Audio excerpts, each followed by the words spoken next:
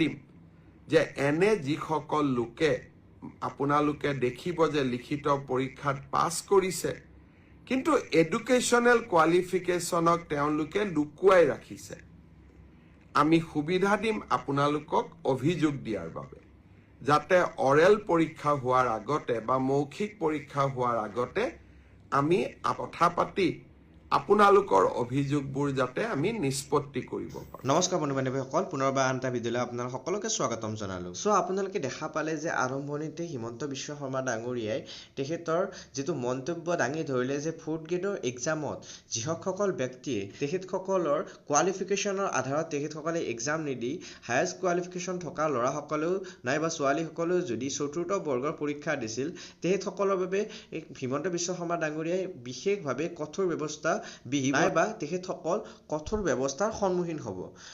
আজি আমি এই ভিডিঅ'টোত আপোনালোকক এই সম্পূৰ্ণ যিটো আমাৰ হিমন্ত বিশ্ব শৰ্মা ডাঙৰীয়াই ইয়াৰ ওপৰত বাৰ্তা দাঙি ধৰিছে নাইবা ইয়াৰ ওপৰত মন্তব্য দিছে তাৰ বিষয়ে আমি ইয়াত আলোচনা কৰিম আৰু লগতে আলোচনা কৰিম যে আমাৰ যিটো ADAR এক্সামৰ 3rd গ্ৰেড আৰু 4th গ্ৰেডৰ এক্সামৰ যিটো ৰিজাল্ট সেই ৰিজাল্টৰ বিষয়ে নাইবা ৰিজাল্টৰ ডেটৰ বিষয়ে এই ভিডিঅ'টোত সম্পূৰ্ণভাৱে আলোচনা কৰিম। তেন্তে বলক ভিডিঅ'টো আৰম্ভ কৰোঁ। আৰম্ভণিতে আপোনালোকে দেখা পালে যে হিমন্ত বিশ্ব শৰ্মা ডাঙৰীয়াই আমাৰ ADAR যিটো গ্ৰেড 3 নাইবা গ্ৰেড 4ৰ ৰিজাল্টৰ বিষয়ে সম্পূৰ্ণভাৱে তেওঁৰ মন্তব্য দাঙি ধৰিছে। তাত তেখেতে কৈছে যে ADAR গ্ৰেড 3 আৰু গ্ৰেড 4ৰ যিটো এক্সাম হৈ যোৱা এক্সামৰ যিটো ৰিজাল্ট আমাৰ 7 মাৰ্চত এইটো মুকলি কৰি দিয়া হ'ব আৰু তাৰ আগতে আমাৰ মুকলি কৰি দিয়া হ'ব আসাম পুলিচ SI এক্সামৰ ৰিজাল্ট নাইবা আসাম পুলিচৰ এক্সামৰ সম্পূৰ্ণ ৰিজাল্ট ইয়াত মুকলি কৰি দিয়া হ'ব।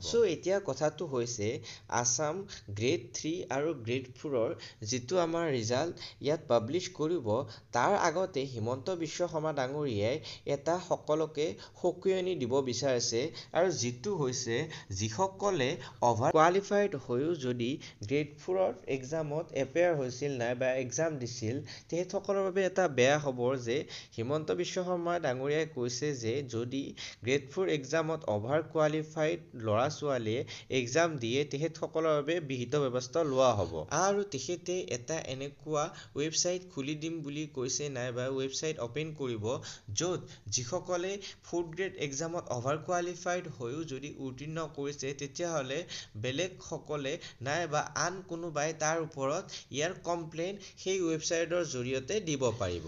আমাৰ নেক্সট টপিকটো হৈছে যে বহুতেই কৈ আছিল যে আমাৰ ৰিজাল্ট দিয়াৰ পিছত কাট অফ কেতিয়া মুকলি কৰিব। আপোনালোকে টেনশ্যন কৰিব নালাগে নাইবা টেনশ্যন ল'ব নালাগে। যিটো আপোনালোকৰ কাট অফ আপোনাৰ ৰিজাল্ট দিয়াৰ পিছৰ দিনাই নাইবা ৰিজাল্ট দিয়াৰ দিনাই আপোনালোকে সেৱাৰ ৱেবছাইটত গৈ আপোনালোকৰ কাট অফবোৰ চাব পাৰিব। আজিলৈ ইমানেই। যদি ভিডিঅ'টো আপোনালোকৰ ভাল লাগিল তেতিয়াহ'লে এটা লাইক আৰু এটা ছাবস্ক্ৰাইব কৰি দিব আৰু নিজৰ বন্ধু বান্ধৱীৰ সৈতে এই ভিডিঅ'টো শ্বেয়াৰ কৰিব। ধন্যবাদ।